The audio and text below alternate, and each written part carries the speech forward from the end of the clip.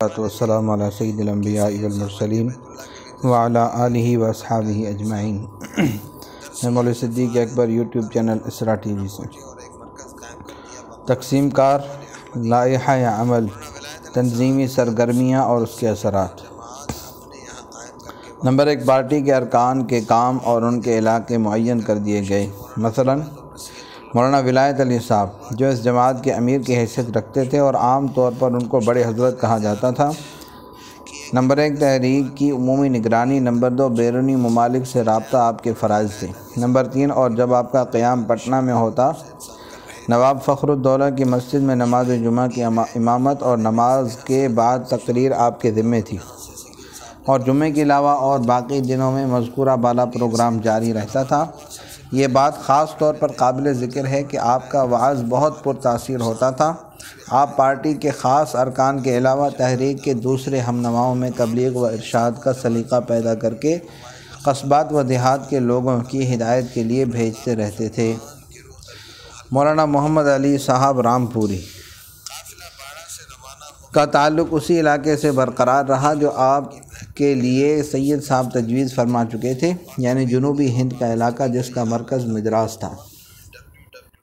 شاہ محمد حسین صاحب کو صوبہ بہار سپرد ہوا۔ آپ ہیڈ کوارٹر پٹنہ قرار دیا گیا۔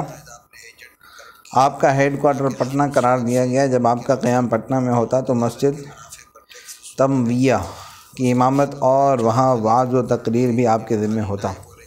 مولانا عنایت علی صاحب کو صوبہ بنگال سپرد ہوا۔ آپ نے وطن عزیز سے رخصت سفر باندھا اور بنگال ہی میں کئی برس گزار دیے۔ ان کی جد و جہد نے کیا رنگ پیدا کر دیا، اس کی وضاحت کے لیے ایک ہی شہادت کافی ہے۔ ولیم ولسن ہنٹر کا ارشاد ہے، پٹنہ کے خلفاء جو انتھک واعظ، خود اپنے آپ سے بے پرواہ بے داغ زندگی بسر کرنے والے، انگریز کافروں کی حکومت کو تباہ کرنے میں ہمتاً مصروف، روپیہ اور رنگ روٹ جمع کرنے کے لیے ایک مستقل نظام قائم کرنے میں نہایت چالاک تھے۔ وہ اپنی جماعت کے اراکین کا نمونہ اور ان کے لیے ایک مثال تھے۔ ان کی بہت سی تعلیم بے عیب تھی، اور یہ انہی کا کام تھا کہ انہوں نے اپنے ہزاروں ہم وطنوں کو بہترین زندگی بسر کرنے اور اللہ تعالیٰ کے متعلق بہترین تصور پیدا کرنے کی ترغیب دی۔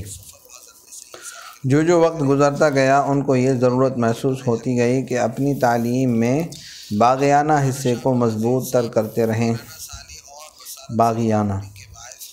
باغیانہ حصے کو مضبوط تر کرتے رہیں۔ مرکز کی نوعیت اور اہمیت۔ انہوں نے پٹنہ کے دارالارشاد کو باغیوں اور غداروں کے قیام گاہ میں تبدیل کر دیا، اور اس کے ارد گرد دیواروں اور حجروں کی ایک بھول بھلیا بنائی ہوئی تھی جو خفیہ دروازوں کے ذریعے ایک دوسرے سے ملی ہوئی تھی۔ غیر مشتبہ مقامات پر چھوٹے چھوٹے کمرے تیار کیے گئے جہاں رازداری کے ساتھ مشورہ کرتے۔ پہلے خلفاء نے تو مجسٹریٹ کے وارنٹ گرفتاری کو مسلح ہو کر مدافعت کرنے کی دھمکی دی تھی، لیکن ان کے جانشینوں نے اپنی حفاظت کا طریقہ اس سے کم خطرناک پیچ دار راستوں کی شکل میں اختیار کیا۔ آخرکار جب حکومت نے اس سازشی ادارے کے خلاف کارروائی کرنے کا ارادہ کیا تو اس کو عمارت کا نقشہ حاصل کرنا پڑا، گویا اسے ایک قلعہ بند شہر کے خلاف کارروائی کرنا ہے۔ ہر ایک ضلع کے مبلغین متعصب لوگوں کے گروہ دارالارشاد میں بھیجتے، ان میں سے اکثر کو جن کے جوش کو پٹنہ کے لیڈر اور بھڑکا دیتے، چھوٹے چھوٹے گروہوں کی شکل میں سرحدی کیمپ کی طرف روانہ کر دیا جاتا۔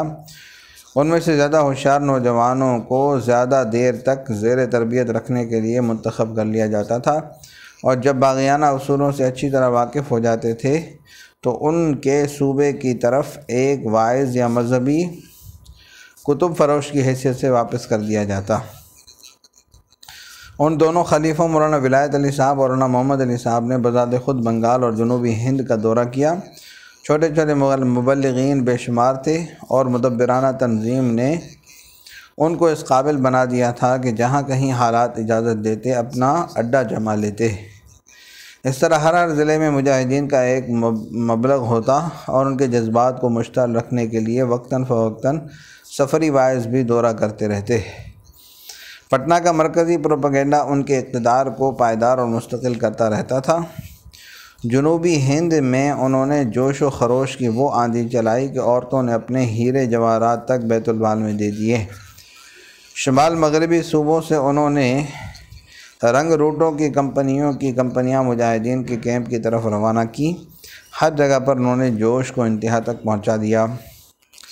پٹنہ کے مجسٹریٹ نے لکھا تھا کہ ان لوگوں نے ہمارے گنجان آباد ضلعوں کے ہر ایک گاؤں میں خود حکومت کے افسران کی زیر حفاظت اور زیر سایہ علانیہ بغاوت کی تبلیغ کی، مسلمان آبادی کے دلوں کو بے قرار کیا اور فتنہ و فساد کے لیے ایسا حیرت انگیز اقتدار حاصل کیا جیسا کہ ظاہر ہے۔ ان کے خلفاء نے مذہبی آتش بیانوں کی حیثیت سے سرحد میں کافی نام پیدا کر لیا تھا۔ 1847 میں سر ہنری لارنس کی گواہیوں کے دوران معلوم ہوا کہ وہ پنجاب میں مجاہدین کے باعزت نام سے موسوم تھے۔ تعداد: ایک انقلابی جماعت جو فزاری کے نام سے مشہور تھی اور مشرقی اضلاع میں اس کا کافی اثر تھا، جس کے سرغنہ نثار علی عرف ٹیٹو میاں نے 1831 میں علم بغاوت بلند کیا تھا۔ مولانا یحییٰ صاحب نے ان کو بھی اس تنظیم میں شامل کر لیا تھا اور اب یہ تحریک یہاں تک ہمہ گیر ہو گئی تھی کہ 1846 میں ان کی تعداد 80,000 تھی، جو آپس میں پورا بھائی چارہ رکھتے تھے اور ہر ایک دوسرے کے کام کو جماعت کا کام سمجھ کر پوری گرم جوشی سے انجام دیتا تھا۔ ہمت و جرت: ان کی ہمت و جرت، شجاعت اور بہادری کے متعلق ہنٹر صاحب کی شہادت ہے۔ درہ امبیلا کی لڑائی میں یہ بات اچھی طرح واضح ہو گئی تھی کہ ان اشخاص کو بے پرواہی اور حقارت کی نظر سے دیکھنا ایک غلطی ہے۔ مزید یہ کہ بعض حالات کے تحت ایک بنگالی بھی اسی بے جگری سے لڑ سکتا ہے جس طرح ایک افغانی۔ وفاداری اور شریفانہ اخلاق: یہ بات خاص طور پر قابل یادداشت ہے کہ یہ بھیڑ محض نمائشی نہیں تھی، بلکہ جذبات وفاداری اس کی طے میں پوری طرح کار فرما تھے۔ ڈاکٹر ہنٹر کی حیرت اور پریشانی ملاحظہ فرمائیے۔ بنگال کے سلسلے میں فرماتے ہیں، یہ شر انگیزی یہاں تک پھیل چکی ہے کہ ہمارے لیے اس بات کا معلوم کرنا بہت ہی مشکل ہو گیا ہے کہ اصلاح شروع کی جائے تو کہاں سے۔ ہر ایک ضلع کا مرکز ہزاروں خاندانوں میں بے اطمینانی پھیلاتا ہے اور ان کے خلاف صرف وہی لوگ شہادت دے سکتے ہیں جو ان کے مرید ہوں، لیکن ان کا حال یہ ہے کہ اپنے سردار سے غداری کے بجائے موت کو ترجیح دیتے ہیں۔ مبلغین کے اخلاق و عادات کے متعلق ہنٹر صاحب اعتراف کرتے ہیں، گویا مقامی مبلغین بعض دفعہ خطرناک آتش بیان ثابت ہوتے ہیں، مگر میرے لیے ناممکن ہے کہ میں ان کا نام ادب سے نہ لوں۔ ان میں سے اکثر خدا ترس نوجوان کی حیثیت سے زندگی شروع کرتے ہیں۔ یہ بات یقین کے ساتھ کہی جا سکتی ہے کہ ایک وہابی مبلغ سب سے زیادہ روحانیت رکھنے والا بہت زیادہ بے غرض اور بے لوث ہوگا۔ وہابی مبلغ کی یہی درویشانہ زندگی ہے جو سب سے زیادہ ان دیہاتیوں کو جو ان کی راہ میں پڑتے اپنی طرف کھینچ لیتی تھی۔ سال میں کئی مہینے وہ کسی کے گھر میں قدم نہیں رکھتا، آسمان کے نیچے زمین کے فرش پر زندگی گزارتا ہے۔ وہ دور دراز کے صوبوں سے آتا ہے، لیکن اس کے طویل سفر میں اس کا کوئی ہم سفر نہ ہوتا بجز کسی ایک وفادار مرید کے جو اس کو اس کے مراقبوں سے وقتاً فوقتاً چونکا دیتا۔ اس کے حلیم الطبعی اور اپنے گرد و پیش سے بے تعلقی اس کو عام آدمیوں سے بظاہر مختلف بنا دیتی ہے۔ اس لیے یہ کوئی تعجب کی بات نہیں کہ دیہاتی اس کے ارد گرد جمع ہو جائیں اور کچھ مدت کے لیے پانی اور زمین کی حد بندی کے جھگڑوں کو فراموش کر دیں۔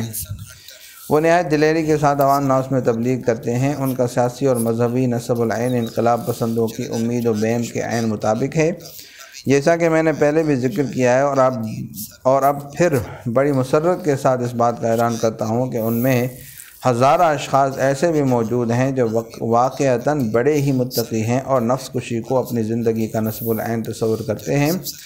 یہی افراد اصل میں تمام جماعت کی برتری کا باعث ہیں، اور یہ انہی کی برکت ہے کہ اس جماعت کو دنیا دار لوگوں کی اکثریت بڑی عزت اور تقدس کی نظر سے دیکھتی ہے۔ بہترین وہابی وہ ہے جو نہ کسی سے ڈرے اور نہ اصول کے خلاف کسی کی رعایت کرے، اس کی زندگی کا راستہ صاف ہے، کسی قسم کی تحدید یا تشدید اس کو اپنی راہ سے منحرف نہیں کر سکتا۔ یہ لوگ اپنے عقیدے کے مطابق بڑے ہی پاک طینت تھے، اور انہوں نے بغاوت میں حصہ لیا تو کسی ادنیٰ مقصد کے لیے نہیں لیا۔ صلی اللہ تعالیٰ علی حبیبی سیدنا محمد وعلی آلہ واصحابہ اجمعین برحمتک یا ارحم الراحمین۔